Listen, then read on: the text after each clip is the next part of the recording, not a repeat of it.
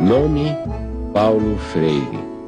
Data de nascimento: 19 de setembro de 1921. Local: Recife, Pernambuco. Cor dos olhos: castanho. Raça: humana.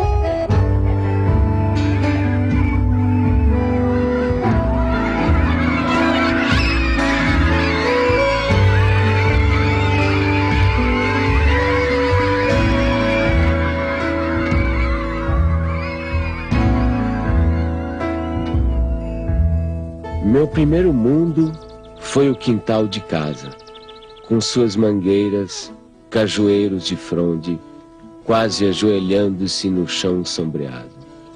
Ali engatinhei, balbuciei, me pus de pé, andei, falei.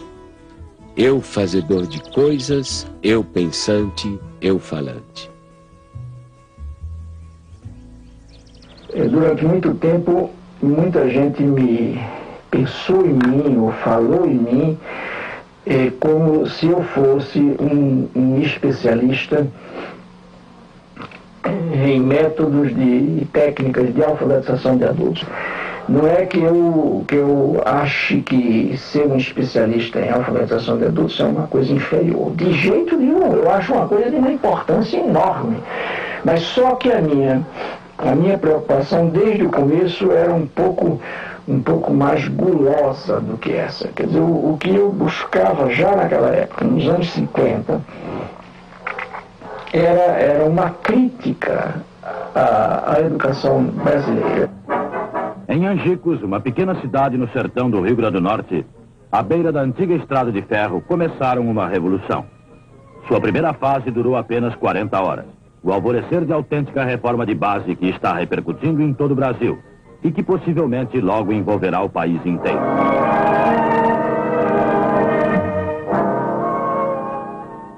Eu tinha 6 anos de idade e tenho várias lembranças de lá, do Círculo da Cultura. Aprendi a ler sentada no colo do meu pai. Isso me fascina. Recordar o passado. Viver 2 vezes. Eu sempre soube viver 2 vezes. Ah, é sofrer? Não, é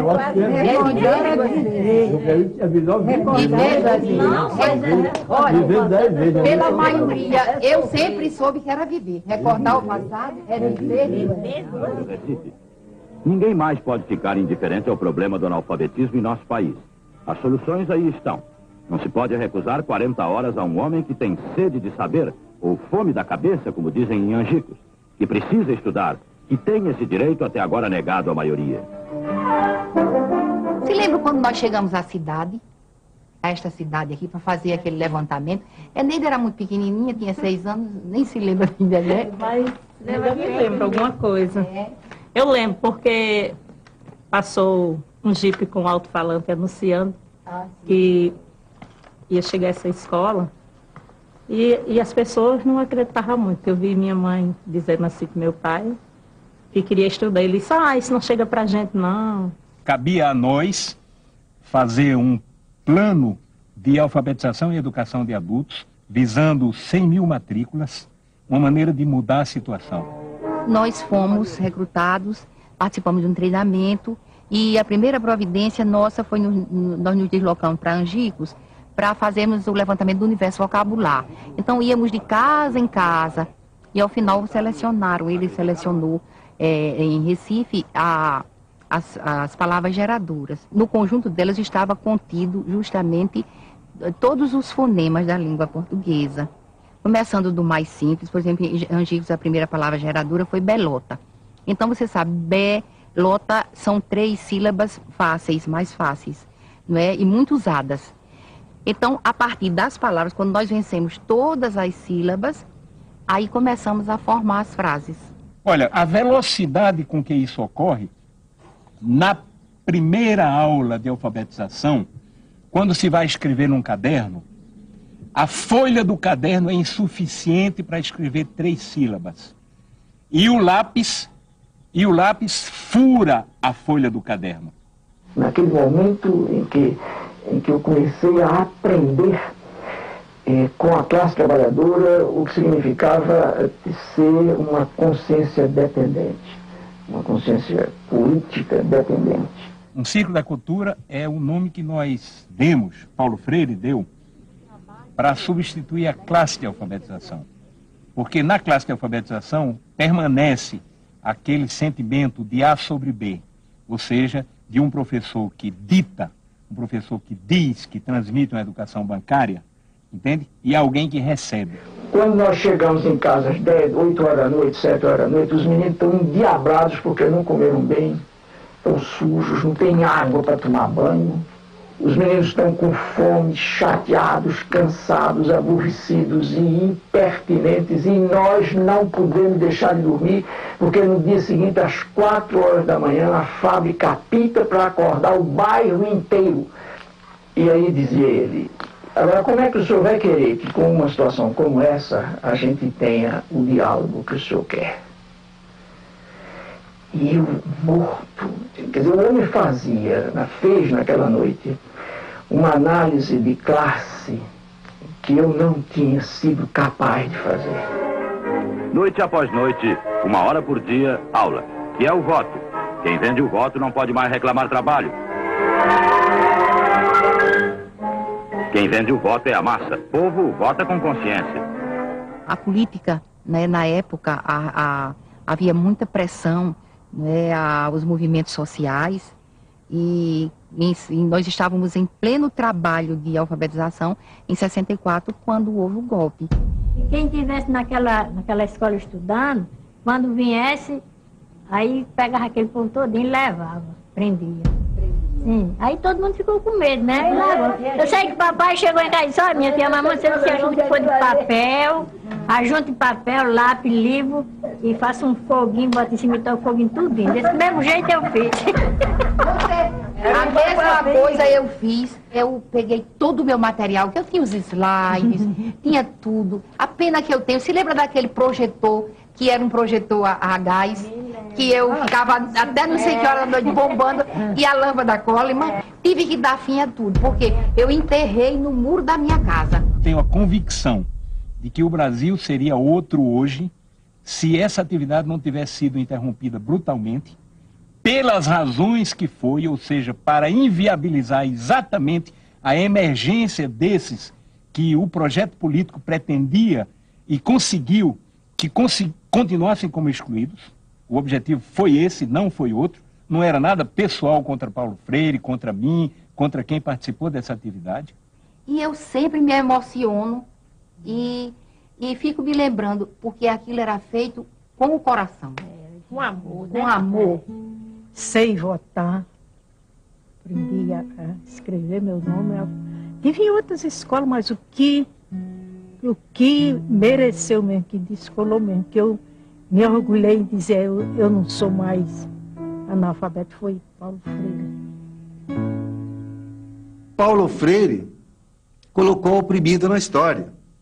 Ele deu visibilidade a alguma coisa que estava lá historicamente sendo invisibilizada pela cultura dominante. Então, pondo no palco da história o oprimido, ele estava fazendo um ato revolucionário. A concepção antropológica de Paulo Freire é muito simples. Primeiro, você é um ser curioso. Então, a curiosidade é uma categoria fundamental, principal. Segundo, você é um ser inacabado, incompleto, inconcluso. Portanto, você precisa do outro, né? E terceiro, né, se você nasceu como um ser de ligação, conectivo com o mundo, e você comparte com o outro, né, compartilha com o outro o mundo, né, esse mundo está em transformação. Portanto, a antropologia de Paulo Freire está baseada na ideia de que o ser humano está em constante evolução e constante transformação. Primeiro, se nós somos um ser curioso, a primeira coisa que vamos fazer é ler o mundo. Então, a leitura do mundo é um princípio fundamental da teoria do conhecimento de Paulo Freire. A segunda é a tematização. Pegar aquelas palavras geradoras, aqueles princípios geradores, aquilo que o povo conhece, no caso do método de alfabetização, né? Aquilo que o alfabetizando conhece, e descobrir o que significa.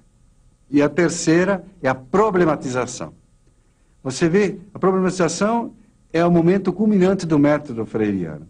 Então, por isso que Paulo dizia, não quero saber de ser conhecido apenas como alguém que inventou o método, porque exatamente o seu método está ligado à sua teoria do conhecimento e à sua antropologia.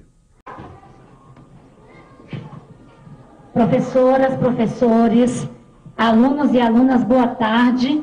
Nós já estamos em nosso horário de começarmos o nosso turno vespertino. Nós teremos as nossas atividades na sala do Lego, na biblioteca, atividades de agricultura, e com certeza será mais uma tarde de uma construção da nossa aprendizagem. Então, assim, ao iniciarmos a escola, fizemos a proposta aos servidores, aos trabalhadores da educação aqui.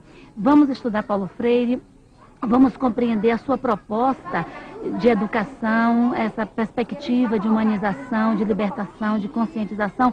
Então, assim, a escola não existia e depois veio Paulo Freire. Paulo Freire existia antes em nosso coração, como uma proposta de vida. E, assim, a proposta conosco depois surgiu um espaço concreto para vivermos a prática dessa teoria. A gente tentando, e era difícil mesmo. Como pegar um aluno que vem da roça, passa 2 meses em casa, 1 mês só aqui, e fazer esse menino, né? Aí o jeito foi o quê? Mergulhar nas leituras e aprender com esses teóricos, né? E a base da gente foi Paulo Freire, pelo fato de ser uma coisa mais próxima da gente.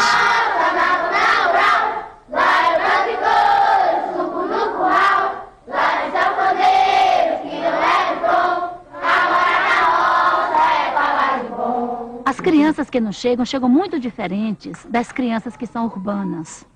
Naturalmente, quando elas chegam, elas não conhecem o vaso sanitário, que para a gente é um valor, e isso ainda me emociona.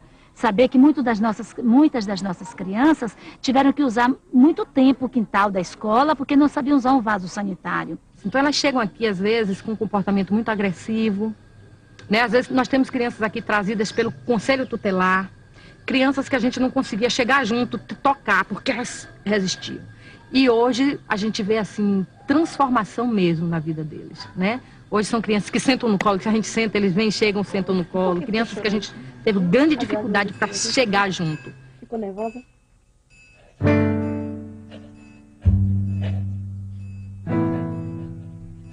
Para mim, o exílio foi profundamente pedagógico. Quando exilado, tomei distância do Brasil, comecei a compreendê-lo melhor.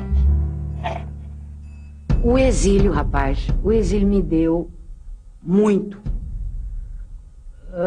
Só que o preço do dado é equiparado, tá fazendo? A quantidade que tu ganha é a quantidade que tu tem que pagar.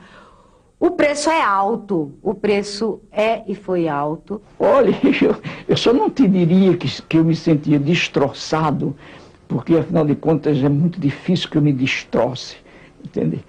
Mas eu sofri profundamente. Então havia dimensões da nossa cultura que me fustigavam, como por exemplo o gosto da comida. Nós, claro, tínhamos muita saudade do clima, da gente, da língua, né? Mas a estrutura familiar na questão da comida, por exemplo, do universo, né? Da cultura, nós tínhamos tudo. Todo dia minha mãe arrumou feijão não sei aonde, e galinha de cabidela, que ela ia, achava no mercado Las Vegas, trazia e fazia a jeva da galinha, e fazia. Era uma comida que se você entrasse... Era uma casa pernambucana, era uma casa brasileira. E não há como sacrificar a sua identidade cultural. Eu nunca me senti melhor do que ninguém porque sou brasileiro, mas nunca me senti pior do que ninguém porque sou brasileiro.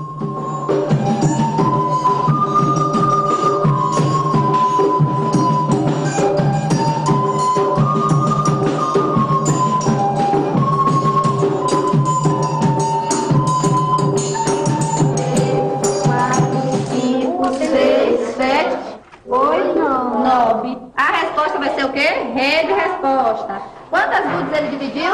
9. Sobrou 9 gudes para cada colega. 9 gudes.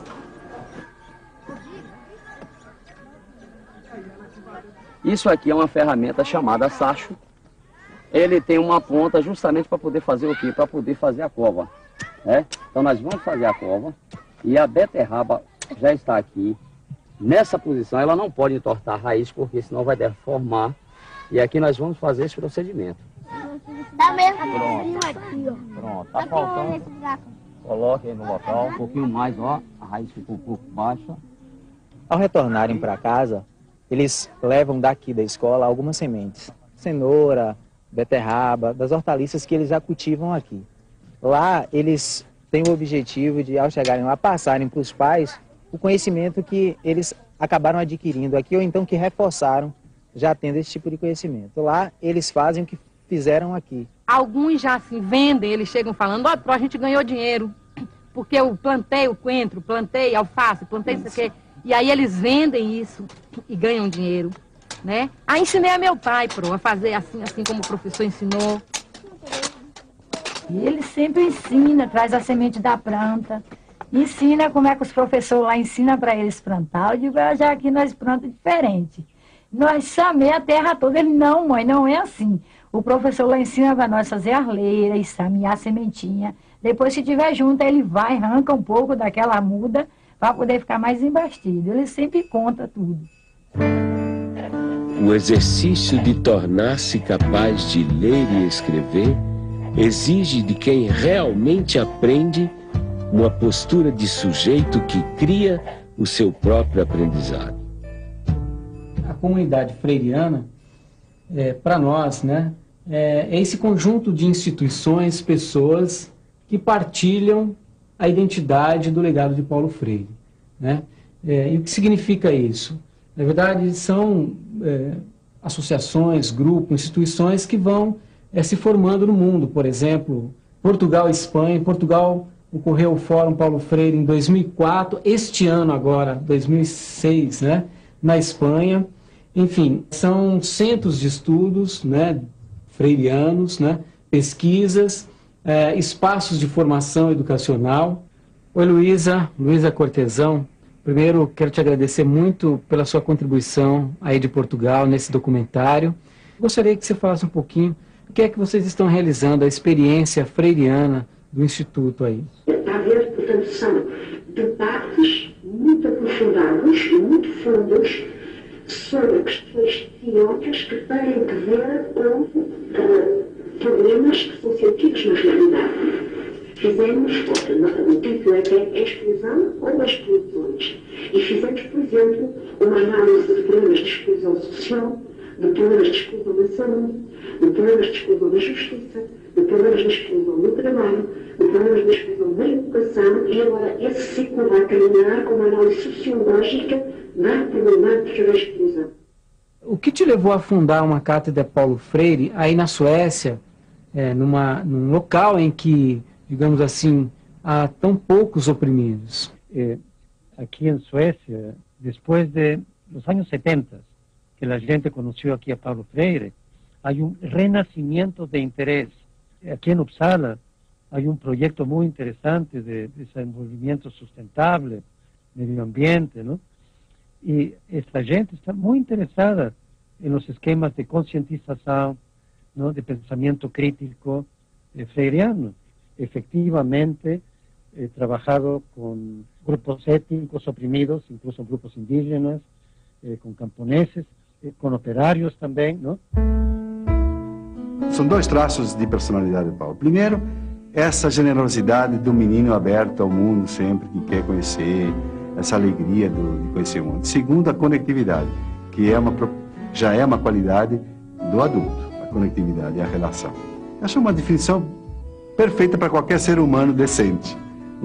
Ser um menino é guardar um pouco toda aquela carga de emoção da criança e a conectividade, que já é um projeto das pessoas adultas. Paulo Freire foi um menino da zona rural igual a gente, que aprendeu a ler debaixo da sombra da mangueira, que gostava de ler, gostava de escrever.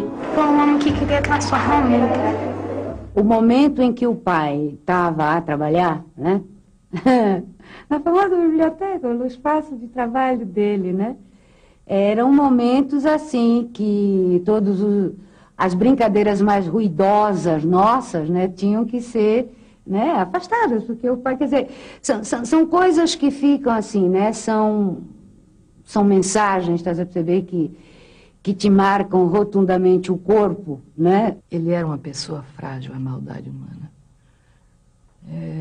E minha mãe sustentava a reversão disso no sentido: acorda, Paulo! O que é que você está pensando da vida, Paulo? O que é isso? O mundo é isso mesmo, Paulo? O paizinho nunca foi assim um pai no sentido de um pai físico muito constante. Não foi, isso não tem problema nenhum, digo isso mesmo, porque assim eu o percebia.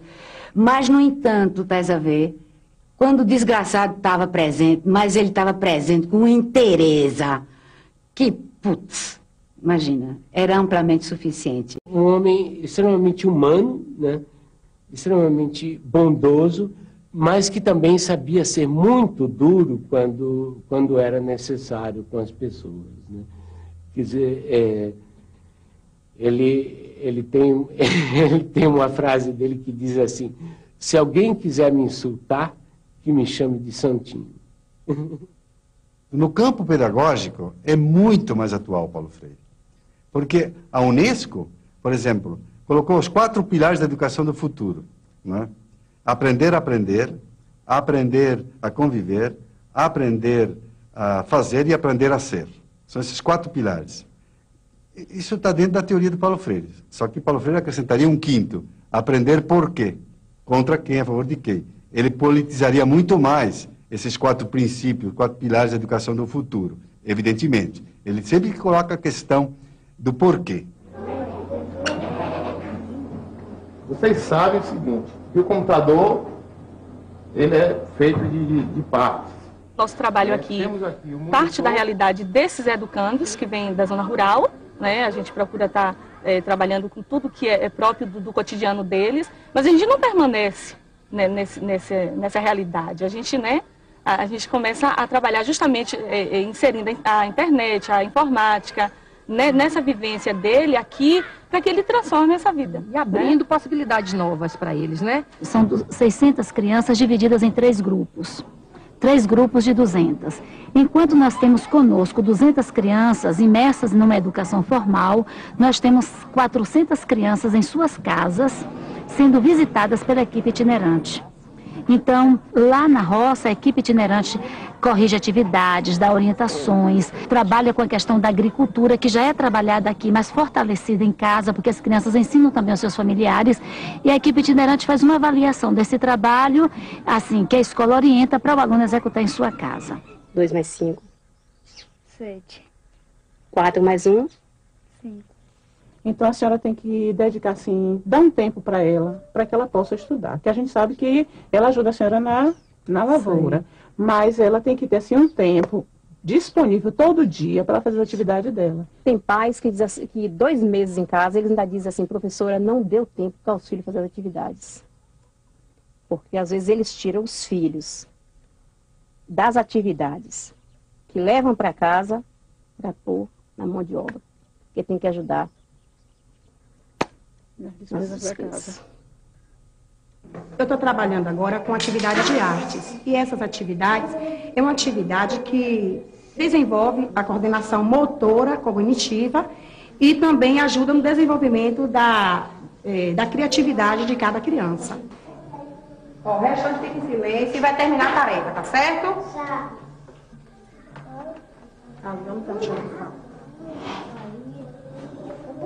Nadson, pode vir, Nadson. Criançada do mestre, ordinário vai, o mestre,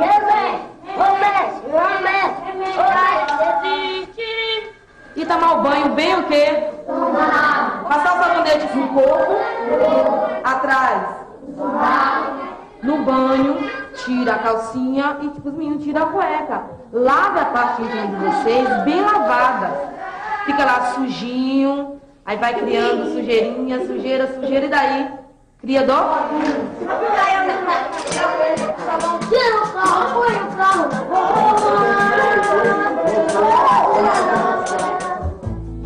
Foi aprendendo que percebemos ser possível ensinar. O que nós vamos fazer hoje é uma coisa que alguns alunos nossos já têm experiência da disciplina Política e Problemática da Assistência, que a gente vai promover um círculo de cultura, tá? Nesse círculo de cultura nós vamos tratar hoje da doença infantil como uma patologia social e uma patologia orgânica, tá? Vocês receberam um texto, esse texto vocês já leram. A gente trabalha com uma pedagogia problematizadora, trazendo os casos, que a gente chama de casos da saúde, né? Transformando esses casos em situações existenciais, né? Então começa já a interface com o método, a pedagogia freiriana. E aí a gente chega para ela e diz, o que está acontecendo? Uma pergunta assim geral. E aí ela desaba, ela tinha passado a noite na rua, porque ela tinha sido agredida em casa, e ela não tinha como voltar para casa, passou a noite na rua. E aquela criança, na realidade, aquele sintoma que ela estava apresentando, que era uma dificuldade, né, respiratória, e que se de repente o profissional não tem um olhar atento, ele vai funcionar a veia, fazer a medicação, e ela vai voltar para casa ou para a rua, que no caso era. Então essa doença, às vezes, quando chega, né, a gente tem que olhar muito mais do que aquela dificuldade da respiração, né? A gente tem esse convívio, esse contato maior, a gente tem uma maior autonomia, né, frente aos pacientes, então a gente pode ter essa troca mesmo. E lá a gente vê os casos de reciprocidade de mão dupla e a de uma via só. Quando você chega a um paciente e talvez nem dá um bom dia, já chega fazendo os procedimentos que tem que se fazer, é uma outra forma de reciprocidade, entendeu? E quando você chega falando, bom dia, como você tá, tudo bem? E aí, você perde um minuto a mais, e às vezes nem é perda, é ganho, porque você vai ter o melhor atendimento mesmo para esse paciente. Ensinar não é transferir conhecimento, mas criar as possibilidades para a sua produção ou a sua construção. Quem ensina, aprende ao ensinar, e quem aprende, ensina ao aprender.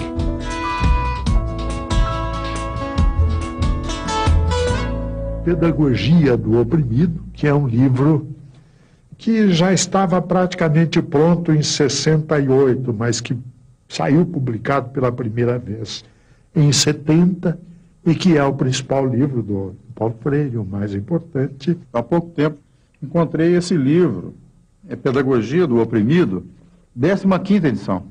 E aí, quando abri o livro, me surpreendi com uma série de anotações do próprio Paulo Freire, do punho dele.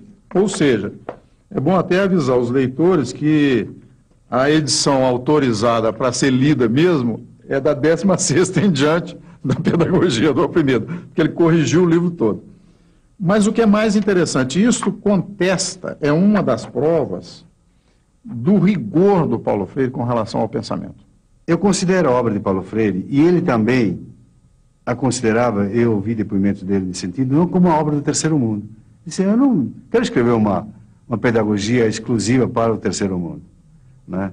Eu acho que colocar Paulo Freire no terceiro mundo e sectarizá-lo no terceiro mundo significa não querer ver a opressão na sua totalidade que vem do primeiro mundo.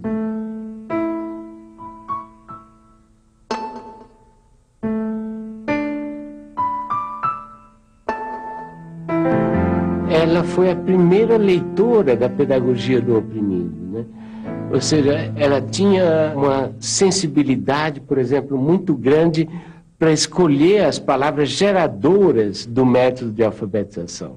E a Elza era uma grande educadora e que, inclusive, não acreditava que eu fosse outra coisa que não educador mesmo. Quer dizer, eu me lembro de uns sonhos que eu andei tendo na minha mocidade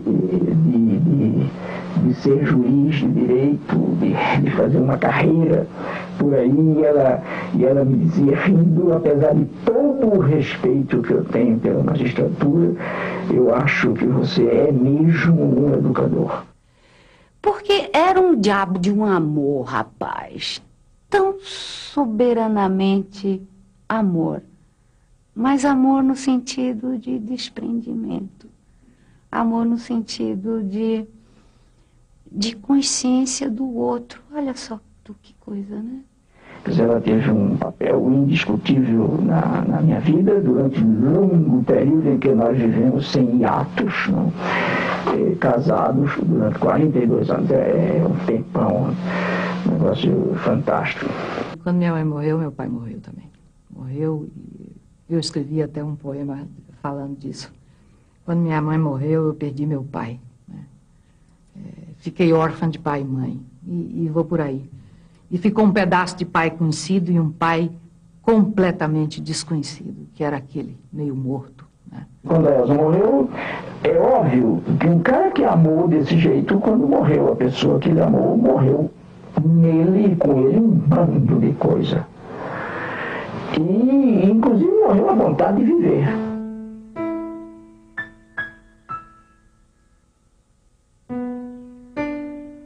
Eu encontrei um Paulo maduro, um homem seguro, um homem cortês, extremamente amoroso, criativo e que se oferecia a mim na plenitude das suas qualidades. Nós temos que educar para sermos seres mais. E o ser mais em Paulo é isso, é ser mais humanos, ter mais qualidade enquanto gente.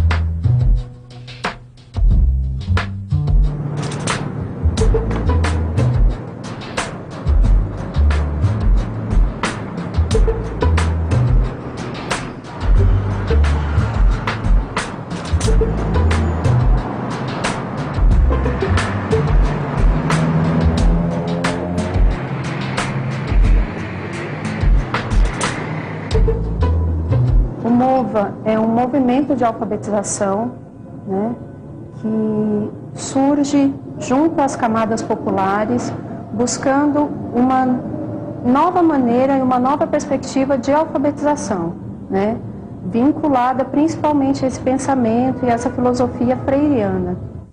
Logo que o Partido dos Trabalhadores, eu e o Paulo começamos a conversar sobre o desafio que estava colocado de criar um grande movimento de alfabetização de jovens e adultos na cidade de São Paulo. E logo a primeira ideia fundante era justamente essa ideia de que teria que ser um movimento. E por isso se chamou MOVA. Eu acho que uma das tarefas da educadora progressista hoje, com relação aos movimentos populares, é exatamente aprendendo com eles, com os movimentos populares, ensinar também. Quer dizer, não há por que temer, que tem o dever e a tarefa e o direito de ensinar também aos movimentos. De jeito nenhum eu jamais me entregaria aos movimentos como eterno discípulo deles. Mas de jeito nenhum, porque é mentira e é falso. Também não sou o eterno professor dos movimentos, mas eu sou o educador. É uma maneira diferente de aprender, entendeu? É uma maneira que eu não aprendi assim na escola, entendeu? Eu fiz até a 8ª série e muita coisa daqui não foi ensinada na escola. Aqui dentro do estado de São Paulo, trabalhando com esse público de catadores de materiais recicláveis e através da alfabetização, da leitura, da escrita, da matemática, das ciências, está ajudando as pessoas a se envolver um pouco mais nesse contexto e entender um pouco mais esse trabalho que elas fazem. E está instrumentalizando principalmente para que eles possam ser aceitos e inseridos dentro da sociedade que a gente vive. Eu não sabia como lidar com o preconceito das pessoas, entendeu? E aqui nas aulas eu estou aprendendo como lidar com isso, entendeu? O pessoal fala, nossa, mas você cata lixo? Não, eu não cato lixo, eu reciclo, entendeu? Lixo é o que você faz na sua casa.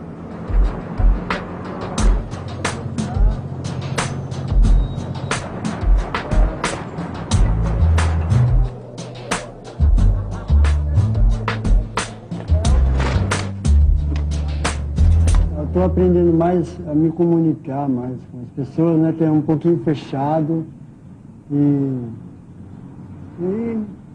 ficar mais extrovertido, né? Por causa da maneira que a gente aprende, né? Não é uma coisa assim que a gente chega na escola e não sabe o que vai fazer. No fim da aula a gente já sai satisfeito porque realizou alguma coisa. Depois que a gente criou essa poesia com esse tema, coletividade, o que teve de importante com isso depois? Muito importante porque a gente é capaz de fazer uma poesia, né? Existe muita criatividade para isso, mas muitas vezes a gente no coletivo consegue conquistar mais ideias, né? Quem quer escrever Tempo Perdido? Minha poesia, estar com você. Sou uma pessoa muito contente e alegre, gosto de estar perto de vocês. Aprendo a ler, aprendo a escrever. Meu nome é Ailton, sou pobre de dinheiro, mas sou rico de saúde. Sobre as águas do mar, e a luz brilhar ali, pela rua passar, sem saber o que, me sentindo tão só, sinto que é amor, sigo amor, amando-te assim, nós dois, amor e vai.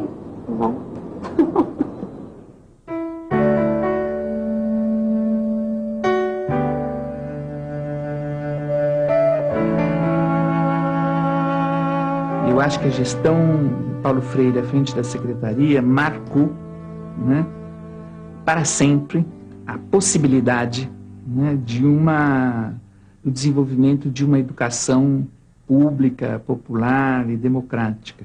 Eu acho que houve uma preocupação, né, muito profunda com valorizar, né, a figura dos educadores e das educadoras da rede municipal. E aqui é preciso fazer um parênteses para dizer que eram considerados educadores e educadoras não só os professores, mas todas as pessoas que constituíam, né, o espaço da escola, a merendeira, o zelador, os funcionários, né? Eu sou um intelectual que não tem medo de ser amoroso. Eu amo as gentes e amo o mundo. E é porque amo as pessoas e amo o mundo que eu brigo para que a justiça social se implante antes da caridade.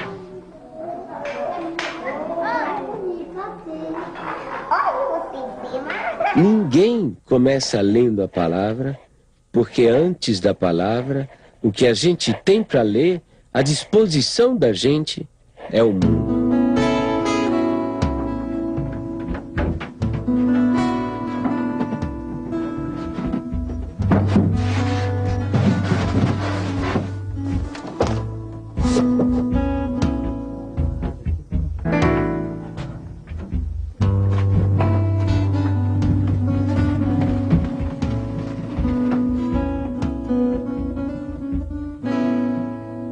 Se não tivesse esse curso aí, né, nós não aprendíamos mais a ler, não aprendia nada, ia ficar por resto da vida sem saber ler nada. Porque a pessoa que não sabe ler, praticamente ele é cego, né.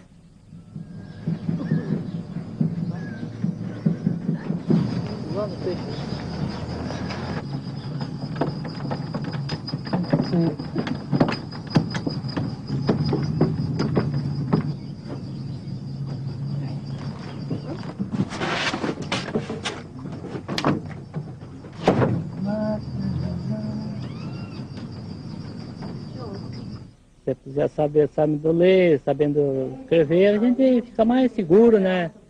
Tem mais jeito para chegar, conversar, né? Nós gostaríamos de saber se esse projeto que nós estamos trabalhando com vocês se desenvolveu alguma coisa boa. Por isso que eu escolhi uma palavra para comentar com você, para comentar nessa aula, né? Então, essa palavra é cidadania. Chega em casa, olha, que a professora me deu isso, tem lição para me fazer. Se entende, dá uma força para mim, me explica. Se eu entendo, eu dou uma força para ele, ensino ele. Ensino ele para se desembaraçar mais, né, na lição. Mas eu acho que ele aprendeu bem mesmo. Os meses que ele está na escolinha. Porque a gente que trabalha de empregada doméstica, assim, né, a pessoa não sabe dos produtos que tem que passar para limpeza, né? E assim, aprendendo a ler já é uma força, né, boa, né? Sabe o que produto que vai usar. Vem aqui, filha. Sabe o produto que vai usar. E tá, deu uma força boa. Ela vai na escolinha comigo também todo dia. E ela tá fazendo o prezinho. Eu aprendo mais com ela, né? Ela aprende comigo. Assim a gente vai indo.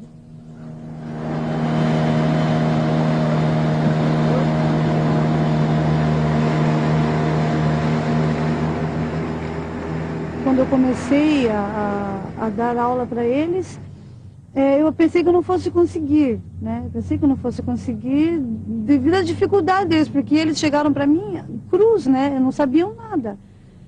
Aí eu comecei, passou umas 2 ou 3, acho que não chegou a um mês de aula, chegou uma das alunas e falou: Miriam, eu consegui ir na Previdência Social, sozinha. E fiquei até emocionada, né? Quando eu vi assim, né, o Ministério, né? Aí, olhei assim, aprendi a ler. Para mim era uma emoção. Porque na época a gente era jovem, não podia, não tinha oportunidade para estudar, né? Eu estava trabalhando. Então, eu dei graças a Deus, né? Por essa oportunidade, né? Que a gente teve agora estudar, porque tudo tem seu tempo, certo, né? A alfabetização é uma experiência criadora. E significa que o alfabetizando tem que criar, tem que montar, para usar uma expressão mais técnica, o seu sistema de sinais gráficos. Quer dizer, ele tem que ser, no fundo, o arquiteto desta produção ou desta criação, obviamente ajudado, ele ou ela, ajudado pelo educador ou pelo educador. Para mim, deu muito serventia, né? Porque eu tinha problema de falta de letra. Para me escrever, eu comia muitas R, eu trocava assim, sabe? Agora não. Eu estou bem melhor, graças a Deus. Quando eu vou fazer no banco, pagar dinheiro, qualquer coisa que eu vou fazer no banco assim, eu já não vou com aquele medo que eu tinha, sabe? Então eu já vou ser ciente do que eu estou fazendo, né? Nosso Vale do Ribeira aqui, o Iguape, que separou necessário para nós aqui dessas coisas ou de mais alguma coisa que vocês não falaram? Em primeiro lugar, estudo, né? E segundo, para mim, é emprego. E vindo a indústria, fábricas, essas coisas, aí gera emprego, né?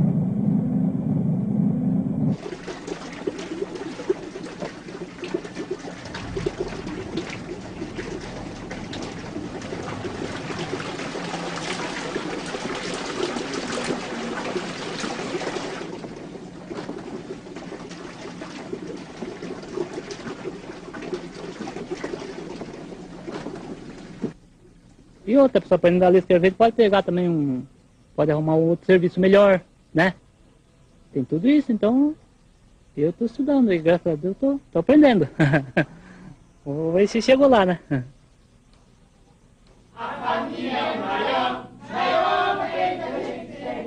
É feliz quem uma tem, ela tanto mais o que requinte também.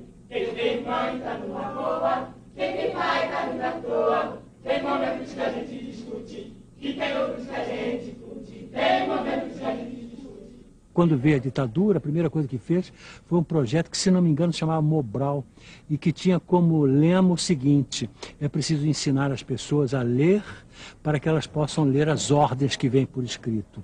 Que era exatamente o contrário do processo dialogal do Paulo Freire, que tem tudo a ver com o teatro do oprimido e com Sócrates, que também usava esse processo do diálogo para que se chegasse a uma descoberta. Agora, para que você atinja o conhecimento, não basta ter a informação. É necessário juntar a informação que você recebe com aquelas que você já tinha e daí poder concluir com uma decisão ética, com uma ação ética, não é? São esses os momentos do conhecimento real. E o ensinar, se a gente não recebe daquele a quem ensina nada, nós vamos estar pondo na cabeça dele algumas informações que podem ser verdadeiras, mas que não vão servir para nada, e na nossa cabeça nós vamos apenas estar despejando alguma coisa que temos sem nada receber em troca.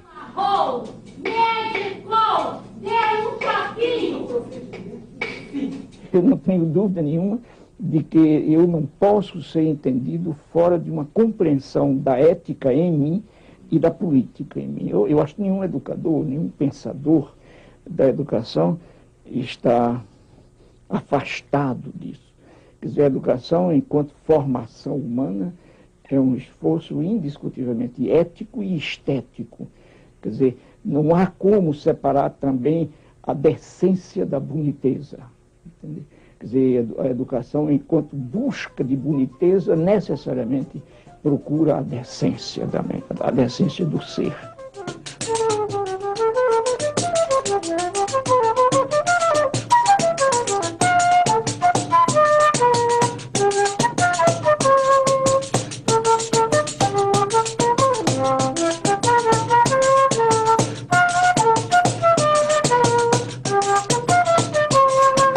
Os instrumentos, eles são meros, um meio de transporte para a música que está dentro de cada um de nós, né? E a gente tem que desenvolver, é importantíssimo que o aluno primeiro, ele desenvolva essa noção dos sons mais agudos, dos sons mais graves, da percepção dos sons, antes de entender a música no papel.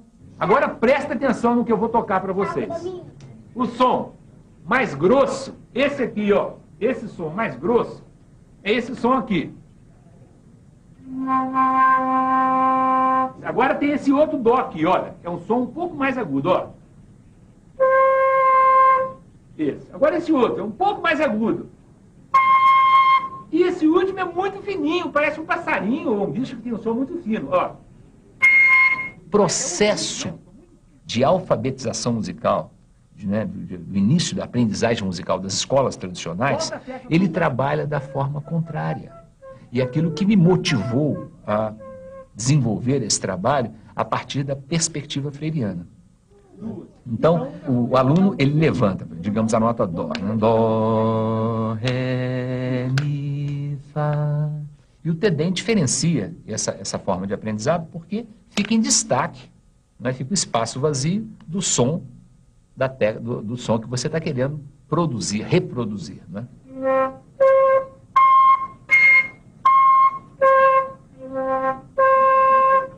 Qual foi? Isso, muito bem, os dois acertaram. A ecopedagogia é um capítulo da pedagogia do oprimido. Por quê? Se a gente considera a Terra como um ser vivo e em evolução, hoje essa Terra é um grande oprimido. Nós vivemos de forma insustentável. Nós temos tudo para destruir o planeta, não pelas bombas atômicas. Nós podemos destruir hoje o planeta pelo modo insustentável de vida que vivemos nesse planeta.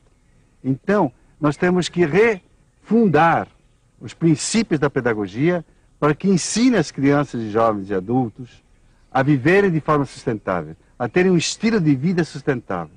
Então, eu creio que esse vai ser o grande tema do século XXI. E Paulo Freire é esse educador do século XXI, porque estava extremamente ligado a essa temática da sustentabilidade. Quer dizer, há pessoas que me consideram um sonhador, e eu sou um sonhador, mas não um sonhador maluco. Mas há pessoas que me consideram um idealista, mas um idealista perigoso, entende? E para mim não. Para mim a esperança faz parte disso que a gente vem chamando natureza humana. Eu gostaria de ser lembrado como um sujeito que amou profundamente o mundo e as pessoas, os bichos, as árvores, as águas, a vida.